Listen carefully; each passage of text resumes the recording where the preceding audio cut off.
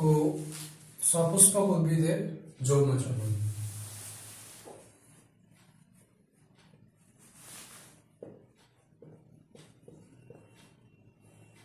সপুষ্পক উদ্ভিদের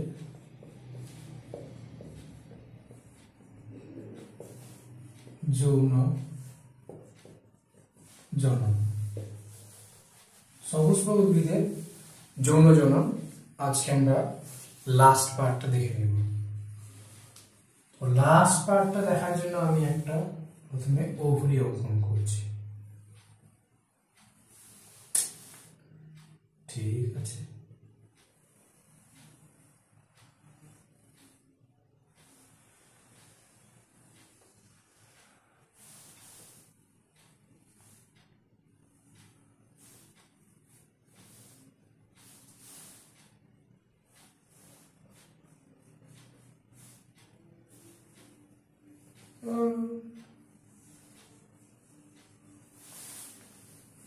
যা হয়েছে হয়েছে।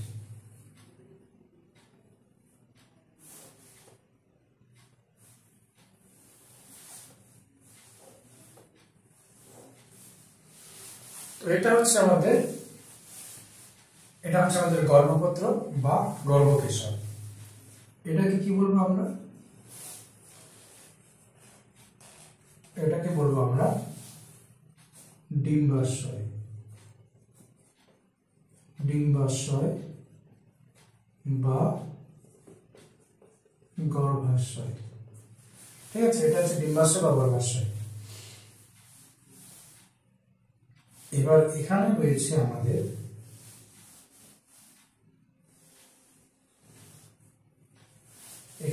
আমাদের ডিম্বক। এটা হচ্ছে আমাদের ডিম্বক। হলো, এই ডিম্বকের মধ্যে কোষ আছে।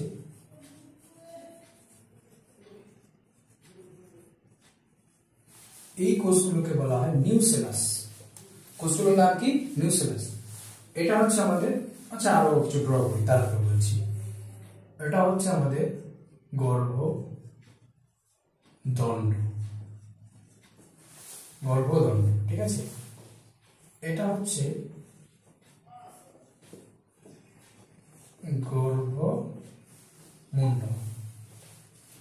তো এই পার্টগুলোকে একসঙ্গে বলা হচ্ছে, কি বলা হচ্ছে?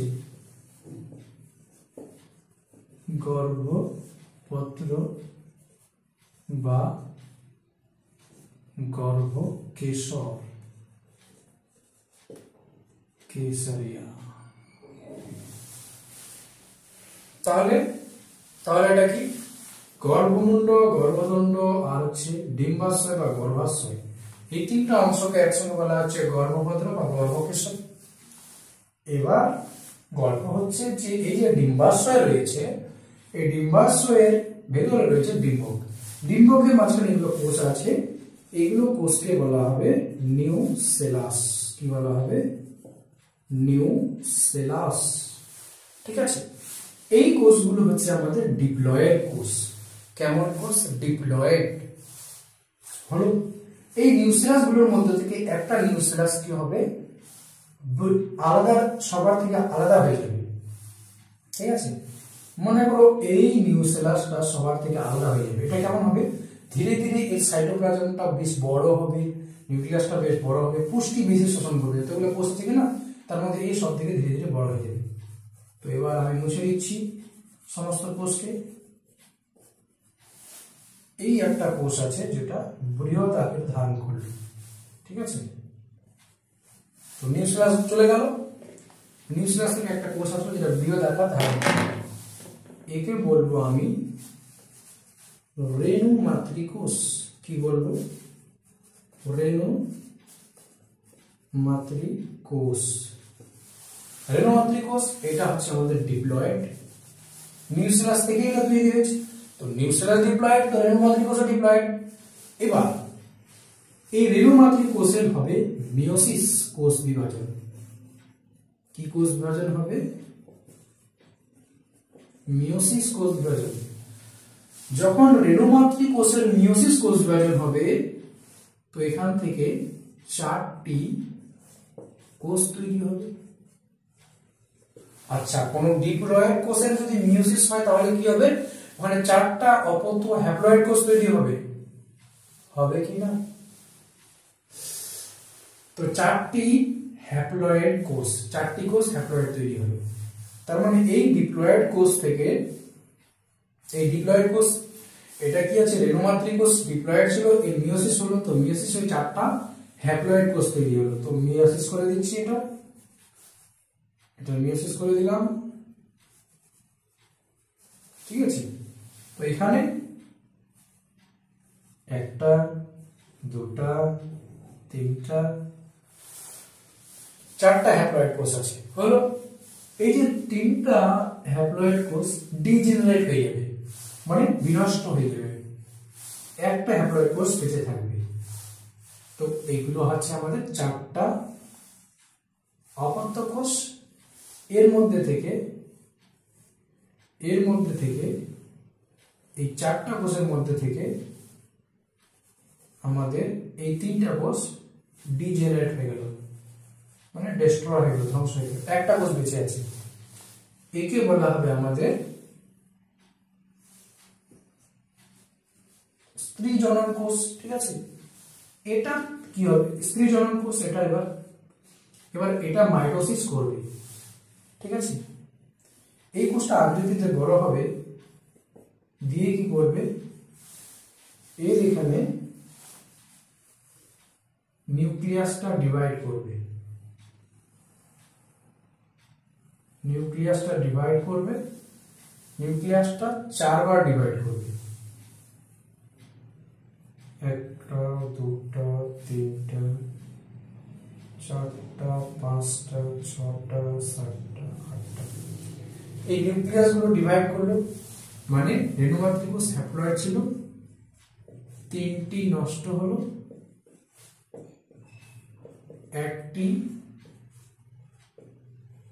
একটি ভালো কোষ আছে।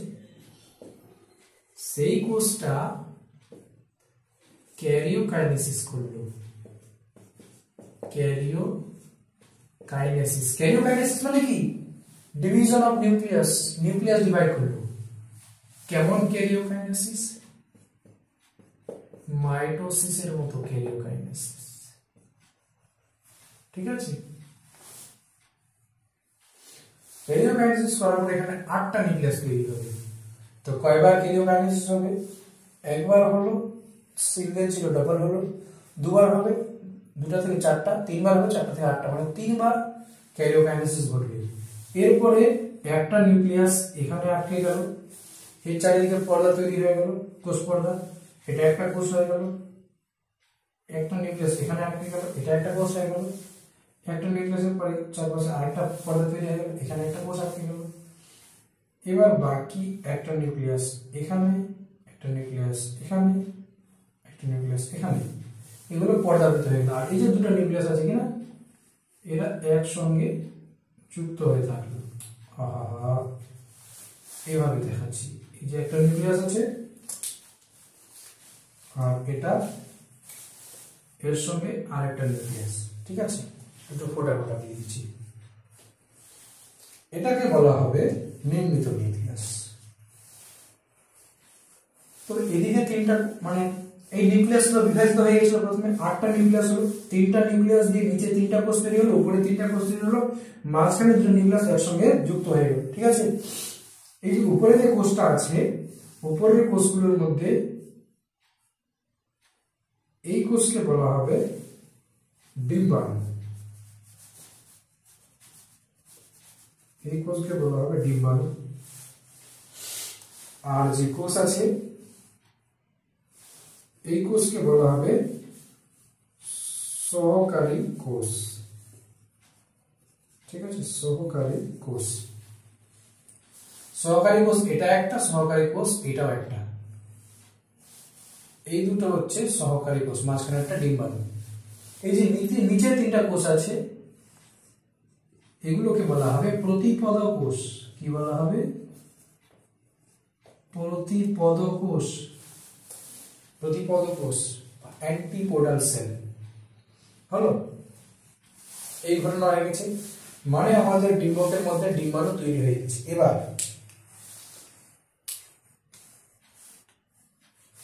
এগুলো মুছে দিচ্ছি হালকা করে।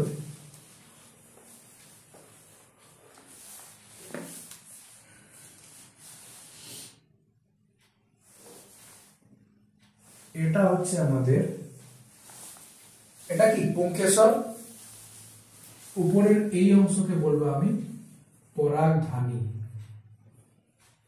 পরাগধানী,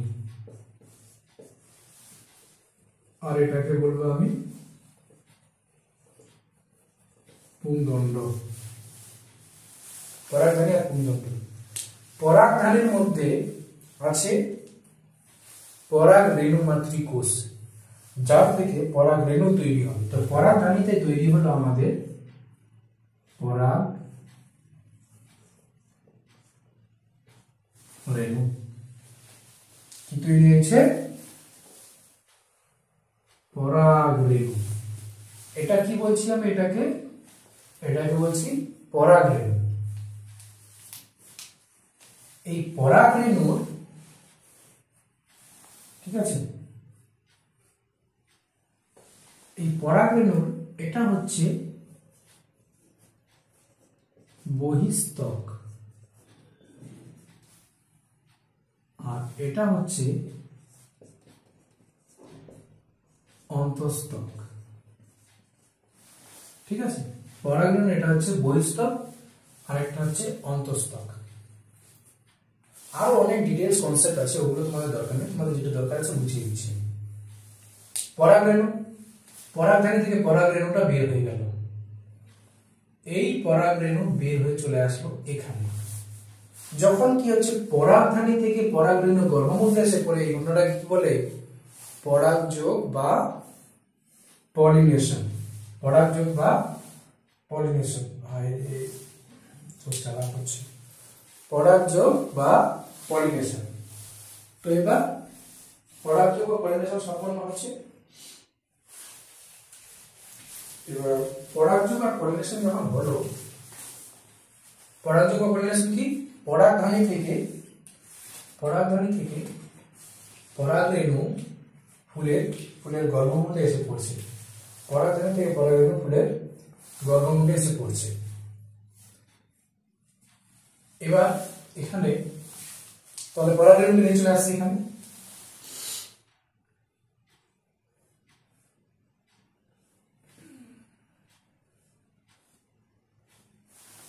এটা হচ্ছে আমাদের পরাগ রেণু নিয়ে চলে আসছে এখানে।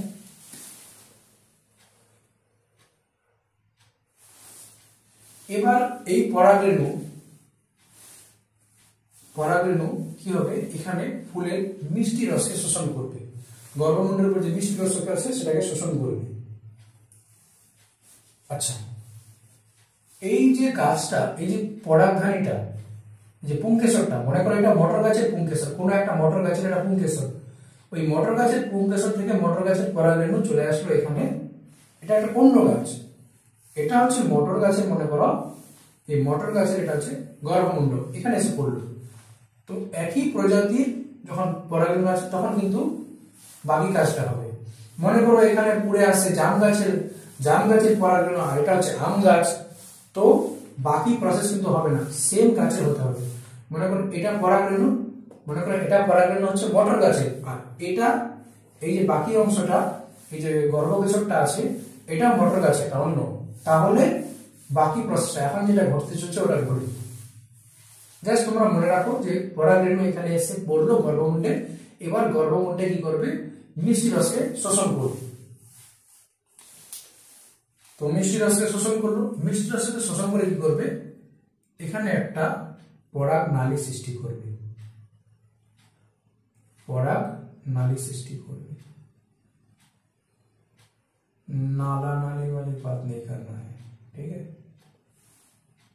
এই যে পরাগ নালী সৃষ্টি করলো, এবার কি হবে? এখানে এই কোষ, এই যে একটা কোষ ছিল কিনা, এই কোষটা দুটা কোষে ভাগ হয়ে যাবে, দুটা গ্যামেট তৈরি হয়ে যাবে এখানে, ঠিক আছে। আর তার সামনেও থাকবে একটা অঙ্গজ নিউক্লিয়াস, যেটা নালী নিউক্লিয়াস। ঠিক আছে, এই পার্টগুলো ক্লাস 12 এ পাবো। তো জাস্ট মনে রাখবে আপাতত যে পরাগরেণুর কোষটি দুটি পুঙ্গে, পরাগরেণুর কোষটি, পরাগরেণুর জনন কোষ, পরাগরেণুর জনন কোষটি দুটো পুং গ্যামেটে, পরাগরেণুর জনন কোষটা দুটা কোষে ভাগ হয়ে যাবে। মানে এই যে কোষগুলো আছে, এই যে পরাগরেণুর জনন কোষ, যেগুলো থেকে দুটো পুং গ্যামেট, মনে করো এখানে পরাগরেণুর জনন কোষ আছে কিনা, এই পরাগরেণুর জনন কোষটা দুটা কোষে ভাগ হয়ে গেছে, একটা কোষ থেকে দুটা কোষ তৈরি হয়েছে, মাইটোসিস হয়েছে এর, একটা কোষ থেকে এরকম দুটা কোষ তৈরি হয়ে গেছে, পুং গ্যামেট। এদেরকে বলবো আমি পুং গ্যামেট, হ্যাপ্লয়েড পুং গ্যামেট। আবার সেম এটাও একটা পুং গ্যামেট, পুং গ্যামেট, এটা হচ্ছে আমাদের হ্যাপ্লয়েড পুং গ্যামেট। হলো তো, একটা কোষ ছিল, একটা কোষ থেকে দুটো হ্যাপ্লয়েড কোষ তৈরি হয়ে গেল। এবার এই যে গ্যামেট গুলো আছে, পুং গ্যামেট গুলো আছে, পুং গ্যামেট গুলো চলে আসছে আমাদের, এবার ডিম্বকে প্রবেশ করছে, প্রবেশ করলো। একটা পুং গ্যামেট আমাদের চলে আসলো মাঝখানটায়, একটা পুং গ্যামেট এসে মিলিত হলো ডিম্বাণুর সঙ্গে। ঠিক আছে, আর একটা পুং গ্যামেট মিলিত হলো আমাদের এই মাঝখানে নির্ণীত নিউক্লিয়াসের সঙ্গে। মাঝখানে যেটা দেখো সেটাকে বলবো আমি নির্ণীত নিউক্লিয়াস। ঠিক আছে, তো আমাদের এবার একটা কথা বলি, আচ্ছা এই যে কোষগুলো আছে সবগুলো, এই যে প্রতিপদ কোষ, সহকারী কোষ, ডিম্বাণু, এগুলো কি হ্যাপ্লয়েড না ডিপ্লয়েড? দেখো এখানে প্রথমে নিউক্লিয়াস ছিল একটা, ডিপ্লয়েড কোষ, নিউক্লিয়াস থেকে আমরা পেয়েছি রেণুমাত্রিক কোষ, এটা হচ্ছে আমাদের ডিপ্লয়েড কোষ। রেণুমাত্রিক কোষের মিয়োসিস হয়েছে, পেয়েছি আমি চারটা হ্যাপ্লয়েড কোষ, চারটা হ্যাপ্লয়েড কোষ থেকে তিনটা হ্যাপ্লয়েড কোষ নষ্ট হয়ে গেছে, একটা হ্যাপ্লয়েড কোষ ভালো ছিল, ওই একটা হ্যাপ্লয়েড কোষের মাইটোসিস হয়েছে। মানে আমি যে এই 8টা নিউক্লিয়াস পেয়েছি, 8টা নিউক্লিয়াস পেয়েছিলাম, ঠিক আছে, নিউক্লিয়াস পেয়েছিলাম, 8টা নিউক্লিয়াস পেয়েছিলাম, সেগুলো কিন্তু সব হ্যাপ্লয়েড ছিল। ঠিক আছে, 8টা নিউক্লিয়াস পেয়েছিলাম, সেগুলো সব হ্যাপ্লয়েড ছিল। মানে এখানে যে 8টা নিউক্লিয়াস তৈরি হয়েছিল কিনা, সেগুলো সব হ্যাপ্লয়েড ছিল। ওই একটা ভালো কোষের মাইটোসিসে তৈরি হয়েছিল 8টা নিউক্লিয়াস, সবগুলো হ্যাপ্লয়েড ছিল। সহকারী কোষটা এটাও হ্যাপ্লয়েড, ডিম্বাণু হ্যাপ্লয়েড। এই প্রসেসটা হয়তো বুঝতে পারছো না, আমি আরেকবার বলি যে এখানে তিনটা, মনে করো চারটা কোষ, একটা রেণুমাত্রিক কোষ আছে কিনা, আমি এখানে প্রসেসটা বুঝাচ্ছি। একটা রেণুমাত্রিক কোষ আছে, ঠিক আছে, রেণুমাত্রিক কোষ এখানে ছিল, রেণুমাত্রিক কোষ থেকে হ্যাপ্লয়েড হয়ে চারটা এরকম হ্যাপ্লয়েড কোষ তৈরি হয়েছে। ঠিক আছে, একটা রেণুমাত্রিক কোষের মিয়োসিস হলো, চারটা হ্যাপ্লয়েড কোষ তৈরি হলো, তিনটা কোষ নষ্ট হয়ে গেল। এই যে তিনটা কোষ আছে, এই তিনটা কোষ নষ্ট হয়ে গেল, একটা আমার হ্যাপ্লয়েড কোষ বেঁচে আছে, একটা হ্যাপ্লয়েড কোষ ভালো আছে। এই হ্যাপ্লয়েড কোষের নিউক্লিয়াসটা, ঠিক আছে, এই হ্যাপ্লয়েড কোষের যে নিউক্লিয়াসটা আছে, এই নিউক্লিয়াসটা এবার বারবার করে বিভাজিত করবে। এই নিউক্লিয়াসটা হয়ে গেল আমাদের দুটা, আবার এখান থেকে একটা, দুটা, তিনটা, চারটা নিউক্লিয়াস হয়ে গেল। আবার ওখান থেকে আবার মাইটোসিস করবে, এটা কি করছে, নিউক্লিয়াসটা মাইটোসিস টাইপের বিভাজন করছে, ক্যারিওকাইনেসিস করছে। তো এখানে হয়ে গেল একটা, দুটা, তিনটা, চারটা, পাঁচটা, ছটা, সাতটা, আটটা,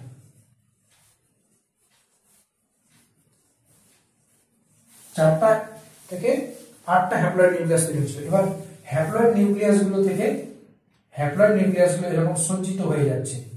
ঠিক আছে, হ্যাপ্লয়েড নিউক্লিয়াস গুলো মনে করো এখানে, এখানে, এখানে তিনটা হ্যাপ্লয়েড নিউক্লিয়াস ওদিকে চলে গেছে। এই হ্যাপ্লয়েড নিউক্লিয়াসের চারিদিকে কোষ পর্দা তৈরি হয়ে গেছে, নিউক্লিয়াসের চারিদিকে কোষ পর্দা তৈরি হয়ে গেল, নিউক্লিয়াসের চারিদিকে কোষ পর্দা তৈরি হয়ে গেল, নিউক্লিয়াসের চারিদিকে কোষ পর্দা তৈরি হয়ে গেল। এভাবে এই নিউক্লিয়াস গুলো কোষ তৈরি হয়েছে, এই নিউক্লিয়াস গুলো থেকে কোষ তৈরি হয়েছে। আর মাঝখানে দুটো নিউক্লিয়াস ছিল, ওরা এরকম ভাবে যুক্ত হয়ে গেছে। ঠিক আছে, আর নিচের দিকে তিনটা নিউক্লিয়াস চলে গেছে। এই নিউক্লিয়াসের চারিদিকে আবার কোষ পর্দা তৈরি হয়ে গেছে, এগুলো আবার কোষ হয়ে গেছে। তো হ্যাপ্লয়েড কোষ কতগুলো? উপরে 3টা হ্যাপ্লয়েড কোষ, এই বাকি 3টা হ্যাপ্লয়েড কোষ, আর মাঝখানে যে গোটা সাইটোপ্লাজমটা নিয়ে আছে এটা একটা ডিপ্লয়েড কোষ, ঠিক আছে। তো এই যে এটা কোষ হচ্ছে আমাদের সহকারী কোষ, এটা সহকারী কোষ, এটা ডিম্বাণু। এখানে এটা সহকারী কোষ হ্যাপ্লয়েড, ডিম্বাণু হ্যাপ্লয়েড, আর বাকি মাঝখানে n+n। মাঝখানে কি ছিল? মাঝখানে যেটা ছিল এটা হচ্ছে আমাদের, আপাতত এটা তো দরকার নেই, মাঝখানে এখানে ছিল আমাদের n+n, যাকে বলা হয় নির্ণীত নিউক্লিয়াস। নির্ণীত নিউক্লিয়াস, নির্ণীত নিউক্লিয়াস, ঠিক আছে। এবার নিচের প্রতিপদ 3টা কোষ, এই যে প্রতিপদ 3টা কোষ, এগুলো কি হবে? প্রতিপদ 3টা কোষ হ্যাপ্লয়েড কোষ হবে, ঠিক আছে। এবার কি হলো? পরাগরেণু আসলো, পরাগরেণুর 2টা গেমেট আসলো, একটা গেমেট ডিম্বাণুর সঙ্গে মিলন করলো, মানে ডিম্বাণু ছিল হ্যাপ্লয়েড আর পুংগেমেট ছিল হ্যাপ্লয়েড। ডিম্বাণু ছিল হ্যাপ্লয়েড, আবার এর সঙ্গে পুংগেমেট যেটা কিনা হ্যাপ্লয়েড যুক্ত হলো। আচ্ছা, পুংগেমেট পুরুষের গেমেট, ডিম্বাণু স্ত্রী গেমেট।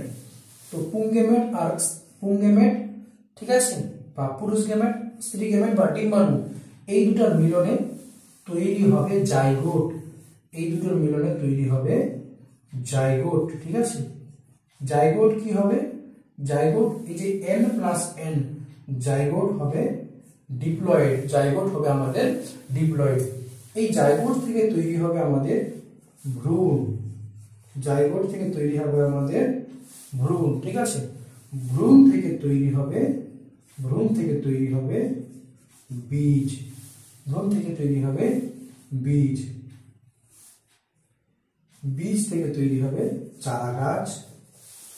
ব্যাস, তাহলে কি হলো? পুংগেমেট, একটা পুংগেমেট এসে মিলিত হলো ডিম্বাণুর সঙ্গে, ডিম্বাণুর সঙ্গে পুংগেমেটের মিলন হলো, মিলন হয়ে ডিম্বাণু আর পুংগেমেটের মিলনে, মানে স্ত্রী গেমেট আর পুংগেমেটের মিলনে তৈরি হয়েছে জাইগোট, ডিপ্লয়েড, আর সেই জাইগোট থেকে তৈরি হয়েছে ভ্রূণ, ভ্রূণ থেকে বীজ, বীজ থেকে চারা গাছ। এবার কি হবে?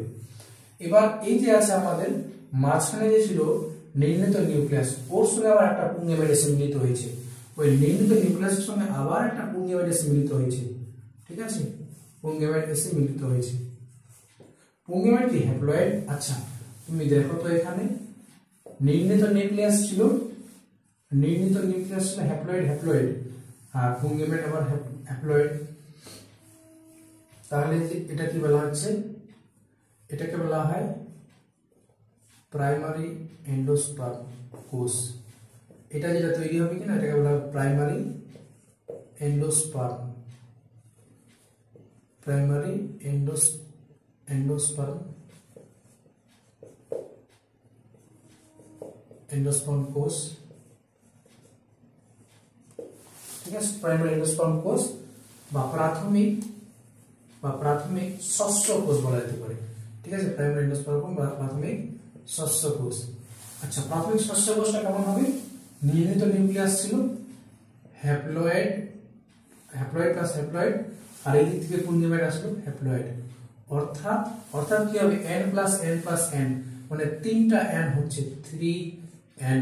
তাহলে প্রাথমিক যে শস্য কোষ আছে, প্রাথমিক শস্য কোষ যেটা মাঝখানে তৈরি হচ্ছে, সেটা হবে আমাদের ট্রিপ্লয়েড, বা শস্য কোষ হবে আমাদের ট্রিপ্লয়েড। আমাদের প্রশ্ন করা হয় যে শস্য কোষের ক্রোমোজোম সংখ্যা নিয়ে, তাহলে বলতে হবে ট্রিপ্লয়েড। আচ্ছা, হল এগুলোই। শস্য কি করে? এই যে শস্যটা এখানে যে তৈরি হবে কিনা, এই যে শস্যটা তৈরি হবে এখানে, এই শস্যটা কি করবে? এই শস্যটা বীজের ভ্রূণকে খাদ্য যোগান দিবে, বীজের ভ্রূণটা যে তৈরি হবে কিনা ওকে খাবার যোগান দিবে। এখানে কি বলা হয়? এই ঘটনা বলা হয় দ্বিনিষেক, দুবার নিষেক হচ্ছে, ডাবল ফার্টিলাইজেশন বা দ্বিনিষেক। কেন? কারণ বলতে হবে পরাগরেণুর 2টি পুংগেমেট একটি ডিম্বাণুর সঙ্গে মিলিত হয়ে নিষেক সম্পন্ন করে, এবং অপর পুংগেমেটটি নির্ণীত নিউক্লিয়াসের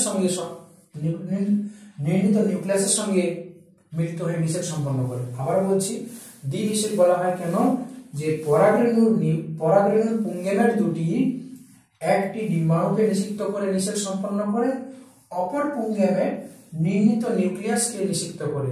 এখানে দুবার নিষেক সম্পন্ন হচ্ছে, একবার ডিম্বাণুর সঙ্গে নিষেক হয়ে তৈরি হচ্ছে জাইগোট, আর অপরদিকে নির্মিত নিউক্লিয়াসের সঙ্গে নিষেক সম্পন্ন করে তৈরি হচ্ছে প্রাথমিক শস্য কোষ, যেখান থেকে পরবর্তীকালে শস্য তৈরি হবে। এই যেহেতু এখানে দুবার নিষেক সম্পন্ন হচ্ছে, তাই সপুষ্পক উদ্ভিদের যৌন জনন ঘটনাটাকে দ্বিনিষেক বা ডাবল ফার্টিলাইজেশন বলা হয়। একবার ডিম্বাণু নিষেক সম্পন্ন করলো, আরেকবার নির্মিত নিউক্লিয়াস নিষেক সম্পন্ন করলো। ঠিক আছে, আবার এখানে একটা কথা আছে, ট্রিপল ফিউশন বলা হয়। এই যে যখন পরাগরেণুর পুংগেমেট এসে মিলিত হবে নির্মিত নিউক্লিয়াসের সঙ্গে এবং নিষেক সম্পন্ন করবে, এই ঘটনাটাকে বলা হয় ট্রিপল ফিউশন। এগুলোই নিষেকের পরে, যখন এই নিষেকগুলো সম্পন্ন হয়ে গেল, নিষেক সম্পন্ন হওয়ার পর কথাটা মাথায় রাখতে হবে, ডিম্বাশয় ফলে পরিণত হবে, ডিম্বক বীজে পরিণত হবে। ডিম্বাশয় ফলে পরিণত হবে আর ডিম্বকটা বীজে পরিণত হবে। আচ্ছা, ডিম্বাশয় ফলে পরিণত হবে আর ডিম্বকটা বীজে পরিণত হবে। এবার এখানে আরেকটা কথা বলি, আমি টাইমটা দেখলাম কতটা হলো। এই যে এটা রয়েছে তোমার, এটা হচ্ছে পরাগরেণু। পরাগরেণুর বাইরে যে আমরা নীল বর্ণের দেখতে পাচ্ছি, এটা হচ্ছে আমাদের বহিস্তক বা বাইরের ত্বক, আর এটা হচ্ছে অন্তঃস্তক। আর যেটা এখানে ছিদ্র আছে, এটা হচ্ছে রেণুরন্ধ্র। ঠিক আছে, এর মাধ্যমে কি হয়, এই ছিদ্রপথের মাধ্যমে যেখানে তোমার বহিস্তক নেই, ওই জায়গাটা দিয়ে কি হবে, ওই জায়গা দিয়ে পরাগনালী তৈরি হবে। এটা হচ্ছে পরাগনালী।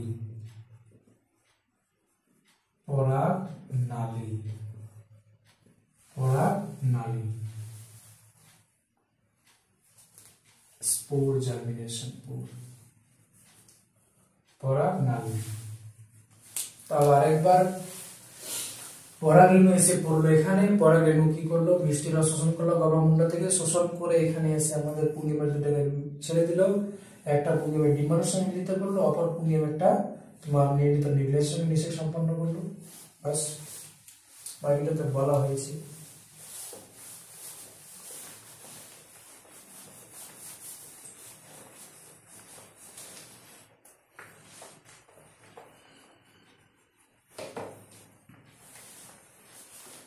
বইয়ের মধ্যে কি আছে একটু পড়ে শোনানো যাক।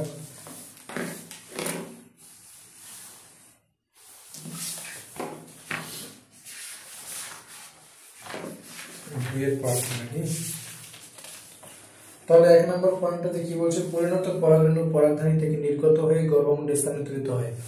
পরাগরেণুটা কি করছিল, পরাগরেণুটা নির্গত হচ্ছিল ওখান থেকে, পরাগধানী থেকে বের হয়ে গর্ভমুণ্ডে এসে পড়ছিল, সেটা মনে আছে। অর্থাৎ পরাগযোগ সম্পন্ন হলো। 1 নম্বর, গর্ভমুণ্ড থেকে নিঃসৃত রস, আমি বলেছিলাম যে গর্ভমুণ্ডের নিঃসৃত রস পরাগরেণুটা শোষণ করে পরাগরেণু নিঃসৃত হয়, পরাগরেণু ফুলে যায়। পরাগরেণুর অন্তঃস্তকটি রেণুরন্ধ্রের মধ্য দিয়ে নরের আকারে নির্গত হয়। মানে এই যে পরাগরেণু ছিল, ঠিক আছে, পরাগরেণুর অন্তঃস্তক মানে এটা ভিতরের ত্বকটা, ওটা কি করছে, এরকম ভাবে পরাগনালী তৈরি করবে। ঠিক আছে, পরাগরেণুর অন্তঃস্তকটি রেণুরন্ধ্রের মধ্য দিয়ে নলের আকারে নির্গত হয়, একে পরাগনালী বলে। পরাগনালী দেখেছো তোমরা, একটু আগে দেখলাম। পরাগনালী গর্ভদণ্ডের মধ্য দিয়ে বিস্তৃত হয়ে ডিম্বকে প্রবেশ করেছিল। কোথায় প্রবেশ করেছিল, গর্ভদণ্ডটার মাঝখান দিয়ে ডিম্বকে যাচ্ছিল।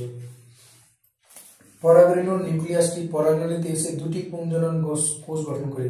পরাগরেণুর মধ্যে একটা নিউক্লিয়াস ছিল, আমি যাকে জনন কোষ বলেছিলাম, এটার থেকে দুটা পুংজনন কোষ বা পুংগেমেট যেটা বলা হয়, পুংগেমেট তৈরি হচ্ছে। পুংগেমেট কোষ গঠন করে। অপরপক্ষে ডিম্বকে ডিম্বাণু উৎপন্ন হয়, আর উল্টা দিকে কি হচ্ছিল, ডিম্বকে ডিম্বাণু উৎপন্ন হচ্ছিল। ছবিটা এঁকে রাখতে হতো, তাহলে বেশি ভালো হতো জিনিসটা আরেকবার বলা। ঠিক আছে, পুংজনন কোষ দুটি ডিম্বকের ভ্রূণস্থলীতে এসে একটি ডিম্বাণুকে নিষিক্ত করে, ফলে জাইগোট উৎপন্ন হয়। একটা ডিম্বাণুকে নিষিক্ত করেছিল, যার ফলে জাইগোট তৈরি হচ্ছিল, ডিপ্লয়েড লেখা আছে। আবার অপর পুংজনন কোষটি বিলুপ্ত হয়ে যায়। বলছে অপর পুংজনন কোষটা এটা বলছে যে এটা বিলুপ্ত হয়ে যাবে।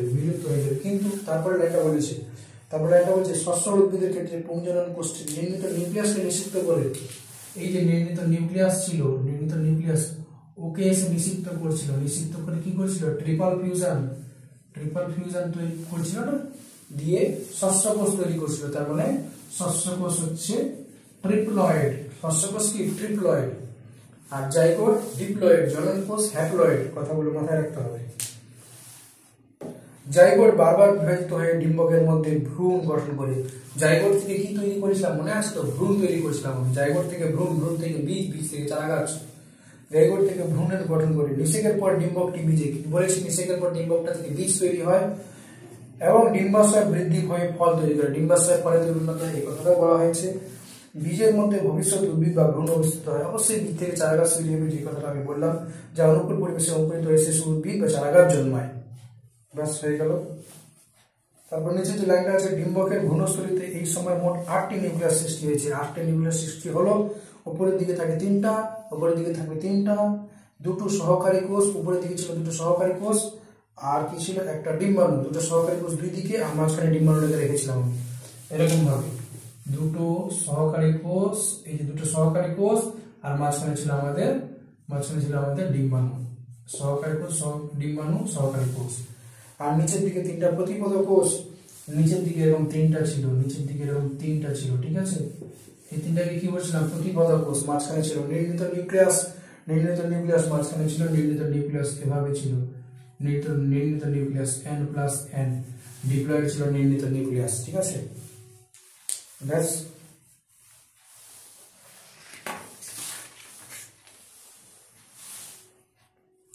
আচ্ছা, একটা জিনিস আমি বলে দিই এখন, যেটা মনে পড়লো, যে নতুন বইয়ে এরকম আছে, আমার নতুন বইয়ে এরকম